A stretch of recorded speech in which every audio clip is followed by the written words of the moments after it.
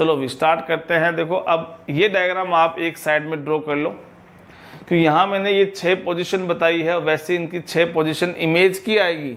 वो 6 position image की कौन कौन सी है इसी डायग्राम में ऐड कराऊंगा, ताकि वो 6 केस आपको एक ही डायग्राम से याद हो जाए।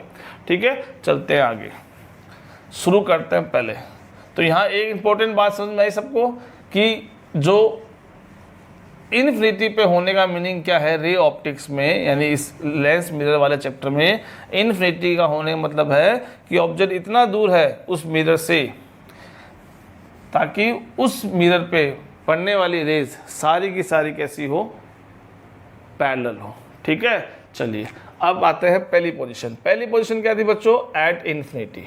अगर ऑब्जेक्ट कहाँ हो, इन्फिनिटी, स्पेलिंग भी गड़बड़ हो तो मुझे दोष मत देना। ठीक है, पहला केस है कॉनकेव, तो इसकी हेडिंग क्या लिखोगे, image formation by concave mirror. उससे पहले वाला डायग्राम में image formation by concave mirror.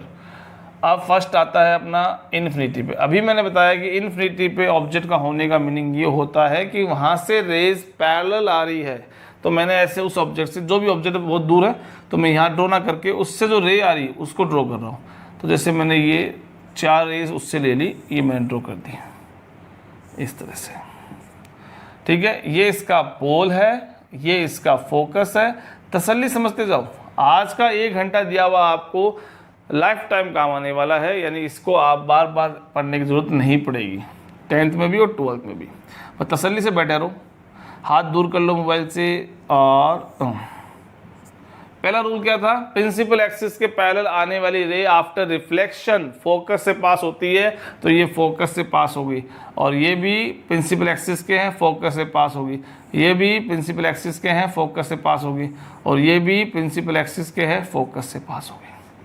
तो देखो ये सारी की सारी रेज रियल रेज है, रियल रेज आके आपस में मीट करी। मैंने कहीं भी वर्चुअल रेज नहीं ड्रॉ की है और आपको बताया है कि रियल रेज जो होती है उससे इमेज कौन सी बनती है, तो ये इमेज रियल बनी है, लेकिन ये बहुत छोटी इमेज बनी है, तो इसको हम बोलते हैं पॉइंट साइज। क्यों छोटी बनी है, देखो एक डॉट सा बना है, यानी इधर अगर सन भी है, सन से रेज आ रही है तो सन की रेज सारी आएगी, कन्वर्ज होगी, इकट्ठी होगी और एक पॉइंट पे मिलके एक छोटा सा डॉट बनाएगी। अब सन इतना बड़ा है, उसका एक छोटा सा डॉट, यानी उसकी इमेज बहुत छोटी बनाई उसने, वो पॉइंट साइज हो गई। ठीक है, तीसरी चीज रियल इमेज हो गई। रियल इमेज मैंने कहा था ऑलवेज इन्वर्टेड, हमेशा इन्वर्टेड होती है। ठीक है, और कहाँ बन रही है, इसकी पोजीशन कहाँ है, एट एफ। एफ पे इसकी पोजीशन बन रही है, एफ पे इसकी पोजीशन बन रही है। ये हमारा फर्स्ट डायग्राम कंप्लीट हो गया है, बड़ा इजी था। अब सेकंड डायग्राम पे मैं आता हूँ और मुझे कहाँ की पोजीशन लेनी है। अब देखो, अभी आपने अपनी नोटबुक में ड्रॉ कर लिया था ना वो भैया, अगर जो बच्चे आलसी नहीं हैं उन्होंने तो ड्रॉ कर लिया होगा पोज करके, और जो आलसी है उनके लिए एक बार मैं ड्रॉ कर देता हूँ। ठीक है, देखो इधर मैं वो 6 केस वाला डायग्राम छोटा सा ड्रॉ कर रहा हूँ ताकि मुझे भी एक्सप्लेन करने में थोड़ा सा आसानी हो जाए। हो सकता है कि आप 10-20 सेकंड इसको आगे स्किप कर दो ताकि आपका वैल्यूबल टाइम ख़राब ना हो। ठीक है, ये फर्स्ट कहाँ है, इन्फिनिटी पे, second beyond C, third at C, fourth between C and F, fifth at F, sixth between F and P। ये हमारा डायग्राम था। तो अब मैं देखो पहली इमेज यहाँ बनाता हूँ आपको। पहली इमेज कहाँ बनी, इसको C पॉइंट है ये और ये F पॉइंट है। पहली इमेज कहाँ बनी है, यहाँ बनी। तो मैं इमेज के लिए स्क्वायर यूज कर रहा हूँ, यानी पोजीशन ऑफ ऑब्जेक्ट के लिए मैं सर्कल यूज कर रहा हूँ और पोजीशन ऑफ इमेज के लिए मैं स्क्वायर यूज कर रहा हूँ। तो पहला पोजीशन क्या थी, इन्फिनिटी पे, और उसके कॉरस्पॉन्डिंग इमेज जो बनी वो कहाँ बनी है, इमेज एफ पे बनी है। तो मैंने एफ के नीचे एक 1 स्क्वायर लिख दिया। Now come to the second. Second का है बियॉन्ड सी। बड़े आराम से तसल्ली से, बड़ा स्मूथ चलने वाला लेक्चर। बियॉन्ड सी की बात करता हूँ। तो बियॉन्ड सी में देखिए, देखो भाई ये मैंने मिरर बनाया, ये ऐसे बनाया, ये आपका P, ये आपका F, ये आपका C। ठीक है, ऑब्जेक्ट कहाँ रखा? बियॉन्ड C पे रखा। ऑब्जेक्ट कहाँ रखा? आपका बियॉन्ड C पे रखा।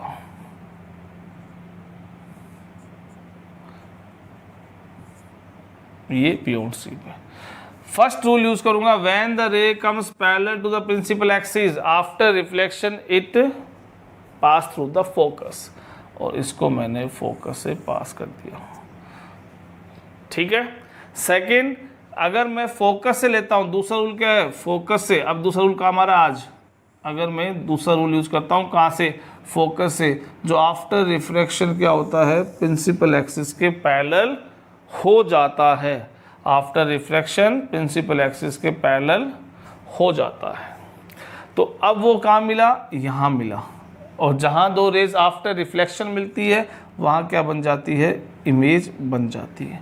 वहाँ क्या बन जाती है? इमेज बन जाती है। तो आपके सामने इमेज बन चुकी है। अब इस इमेज को देखिए और इसकी कैरेक्टरिस्टिक्स बताते जाइए मुझे। यानी इमेज के बारे में लिखूँ मैं तो इमेज की बताओ मुझे पोजीशन। इमेज कहाँ? पोजीशन क्या है इमेज की? देखो, between F and C image की पोजीशन कहाँ है? Between F and C।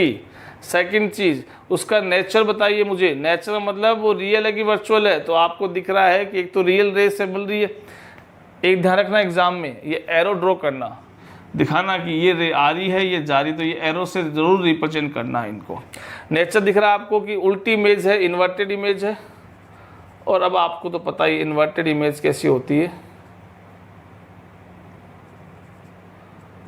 Real होती है। इन्वर्टेड कैसे होती है? रियल होती है। और साइज को आप ध्यान से देखोगे तो इसकी साइज क्या है? स्मॉलर। साइज कैसी है इसकी? स्मॉलर है। इसकी साइज कैसी है? स्मॉलर है। तो देखो यहाँ पे आप देखोगे तो अब स्मॉलर बनी। तो इस तरफ आ जाइए अब अपने डायग्राम में। यहाँ अब अपनी नेक्स्ट पॉसिबल पोजीशन क्या थी? बियॉन्ड C, वहाँ ऑब्जेक्ट रखा। तो अब इमेज कहाँ बनी है? C और F के बीच में। C और F के बीच में इमेज बनी है, तो मैंने ये इमेज C और F के बीच बना दी। इमेज कैसी बनी है? रियल बनी है, इन्वर्टेड बनी है और स्मॉलर बनी है। तो ऑब्जेक्ट से छोटी मैंने इधर बना दी। ये क्या है? Position of second image object. Second position पर जो ऑब्जेक्ट रखा उसकी पोजीशन इमेज की है। ये आपका सेकंड डायग्राम हो गया। अब थर्ड पे चलते हैं। थर्ड देखो, यहाँ से इधर से देखो। अब देखो थोड़ा सा पैटर्न आप समझिए, आपको याद करने की जरूरत नहीं, रटने की जरूरत नहीं है। अब देखो यहाँ जब थे तो यहाँ बनी पॉइंट साइज, फिर थोड़े से आप इधर खिसके तो वो इमेज इधर किसकी? फोकस से इस तरफ किसकी? यानी इधर फोकस से नेक्स्ट पॉसिबल पोजीशन थी C और F के बीच में। इधर से नेक्स्ट पॉसिबल क्या थी? Beyond C। और इधर से F से अगली पॉसिबल पोजीशन क्या आई? बियॉन्ड C और F के बीच में। तो आप समझ जाओ, अगर मैं अब इसको और इधर लेके जाऊंगा तो ये भी और इधर खिसकेगी। और इधर अगर next possible position at C है तो इधर भी देखो next possible position at C ही है। यानी हमारी इमेज C पे ही बनेगी अगर ऑब्जेक्ट C पे है तो। और दूसरी चीज, पहले वो पॉइंट साइज थी, फिर वो स्मॉलर देन ऑब्जेक्ट बनी, और अब नेक्स्ट पॉसिबल क्या हो सकता है? अब इक्वल टू ऑब्जेक्ट, ऑब्जेक्ट के बराबर ही बनेगी। ठीक है, अब बनाते हैं फटाफट से।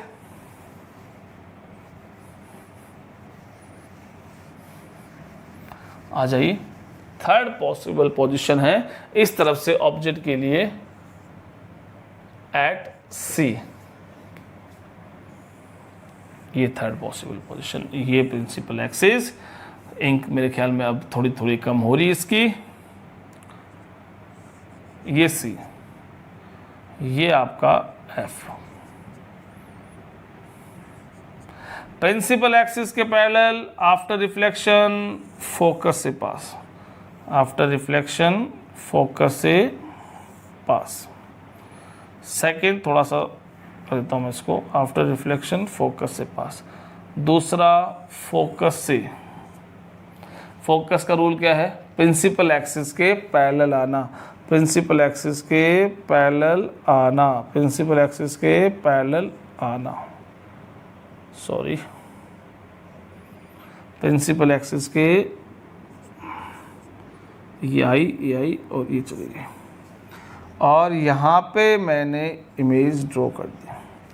ये देखिए, ये हमारा थर्ड डायग्राम हो गया है। तो अब थर्ड डायग्राम की जो इमेज बनी है उसकी करैक्टरिस्टिक्स फटाफट बता दो मुझे।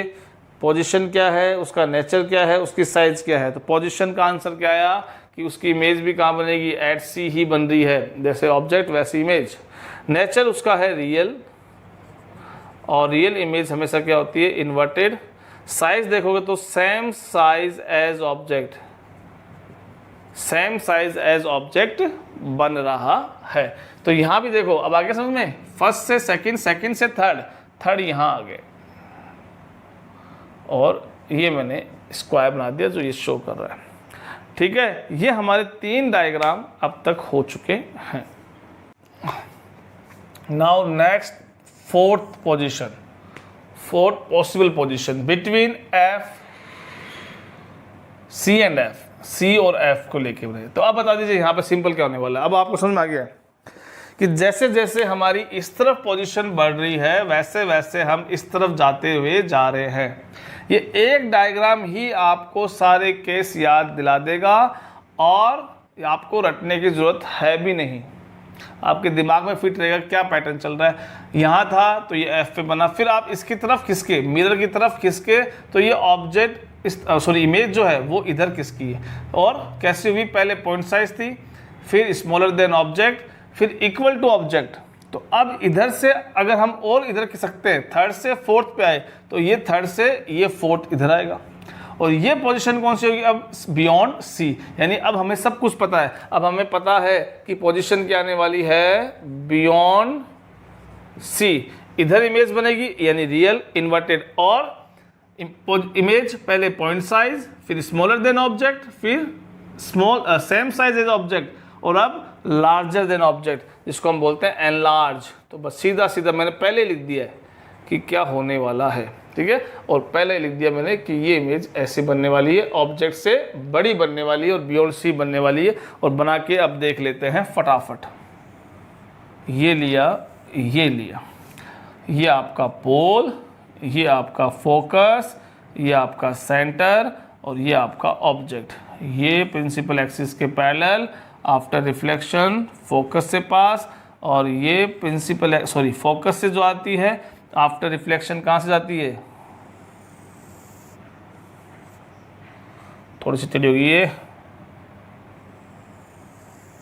ठीक है।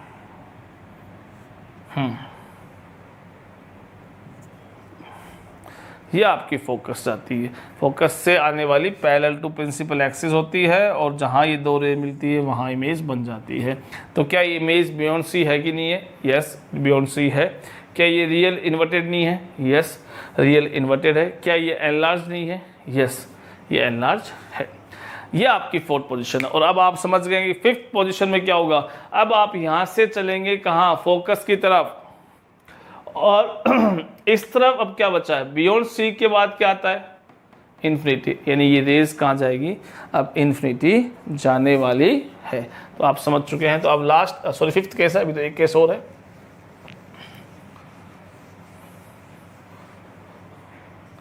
फिफ्थ केस वो कौन सा, बिटवीन एट एफ का केस है। कॉनकेव फोकस, और ये आपका फोकस ले लिया, ऑब्जेक्ट कहाँ रखा हुआ है, इस बार फोकस पे रखा हुआ ऑब्जेक्ट है। तो ये प्रिंसिपल एक्सिस के पैरेलल रे आई है, और आफ्टर रिफ्लेक्शन कहाँ से जाएगी, फोकस से जाने वाली है। यहाँ तो कोई दिक्कत नहीं है। अब फोकस वाली कहाँ से लेके आए हम, तो हमारे पास अब रूल और भी है, एक सेंटर वाला रूल भी है और एक पोल वाला रूल भी है। तो मैं पोल वाला यूज़ करता हूँ, सेंटर वाला आप यूज़ करना। मैं इस पोल पे लाके हिट करता हूँ, और मैंने जो फोर्थ रूल बताया था वो रूल फॉलो करूँगा, एंगल आई एंगल आर, और ये रूल अकॉर्डिंग ये रे क्या हो गई, एक दूसरे के पैरेलल मुझे जाती हुई दिख रही है। यानी दोनों रेज अब ऐसे पैरेलल जाती हुई दिख रही है। ये पैरेलल रेज कभी भी जाके आगे नहीं मिलने वाली है, ना तो ये आगे मिलने वाली है, और इनको अगर मैं पीछे एक्सटेंड करूँ तो ये पीछे भी नहीं मिलने वाली है। यानी इमेज अगर मिलेगी तो कहाँ मिलती है, पैरेलल रेज इनफाइनाइट पे मिलती है। यानी इमेज कहाँ बनेगी, यहाँ नेक्स्ट पॉसिबल पोजीशन कौन सी है, इनफाइनाइट पे। तो ये फिफ्थ नेक्स्ट पॉसिबल पोजीशन है इनफाइनाइट पे। और क्या होगा, और देखो यहाँ पे, यानी इसके अकॉर्डिंग क्या होगा, अब पोजीशन बता दीजिए मुझे। पोजीशन है at F, at infinity. At F की इमेज क्या बनेगी, एट इन्फिनिटी। नेचर कैसा होगा, रियल रेज, ये रियल और इन्वर्टेड, या और एनलार्ज के बाद क्या आता है, हाईली एनलार्ज, हाईली एनलार्ज।